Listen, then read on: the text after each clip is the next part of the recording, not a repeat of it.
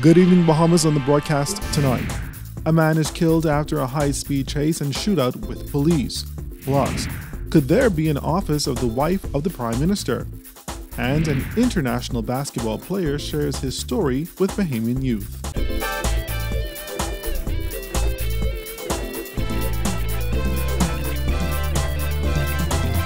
Our news is brought to you by Alive, the nation's newest and best LTE network. Good to be alive. Welcome to our news, the weekend edition, and thanks for joining us. I'm Andrew Knowles. A suspect who engaged police in a shootout was killed last night following a high-speed chase. The incident all unfolded shortly after 7 p.m. Friday in the area of Homestead and Minnie Streets. But officers were on the hunt for the two suspects from earlier in the day after they were reportedly seen acting suspiciously in the Palmdale area. This is the end results when you engage the police with a legal weapon. And Assistant Commissioner Clayton Fernandez believes officers were able to avert a possible armed robbery. Police issued an all-points bulletin for two suspects in a sky blue Nissan Bluebird self-drive vehicle yesterday. And while officers were on routine patrol, they spotted the men. But when they attempted to stop the pair, the driver sped off and crashed into another vehicle on Corridor Avenue and Washington Street. One of the male occupants exit armed with a handgun, pointed it at the officers, fired a shot. Officers, being in fear for their lives, returned fire. The individual ran a short distance where he collapsed. Fully loaded pistol was recovered from the scene. As for the second suspect, he was arrested. Fernandez confirmed that both suspects are known to police. You could see there's a magazine, a clip fully loaded. And also, as you look to the armrest, there's a thumb, a Rasta type thumb. And we suspect that these individuals were up to no good. As you could see, there's a thumb with a Rasta type plot. And as I indicated, the bullets are fully loaded clip here in the passenger seat, along with a number of hoodies, jacket at the rear of the vehicle.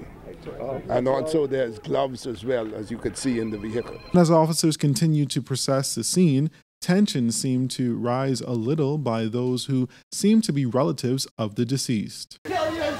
Go back, please. She go up and spin around?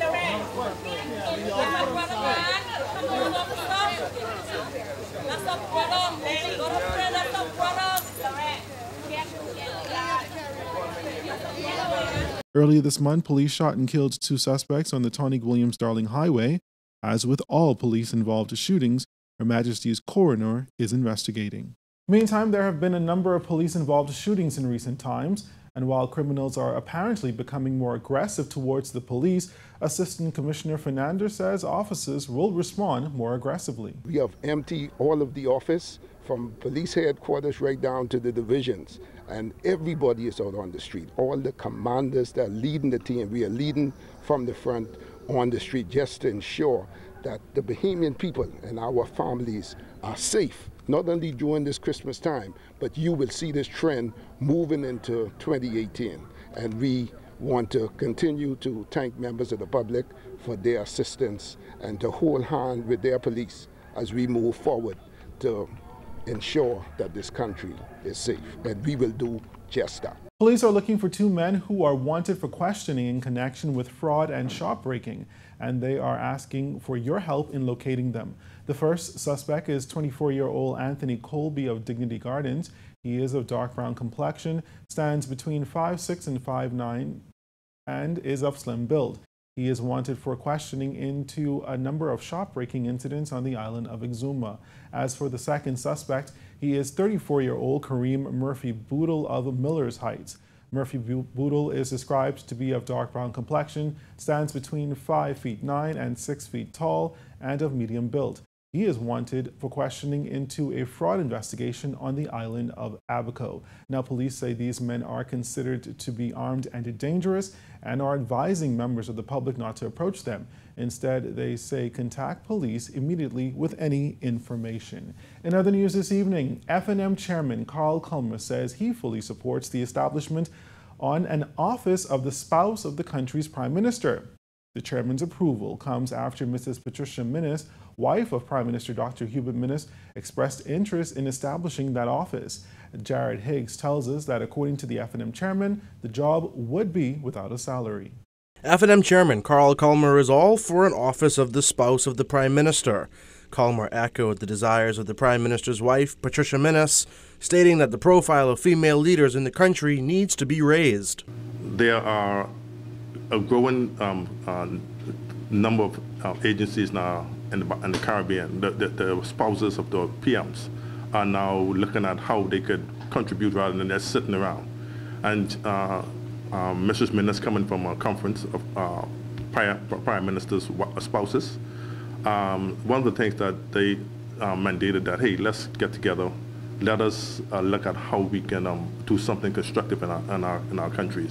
Culmer says Mrs. Minnis won't ask for a salary and all of the work would be philanthropic. She is now going to take on charity and it's not going to cost the country anything. She's not going to look for a salary.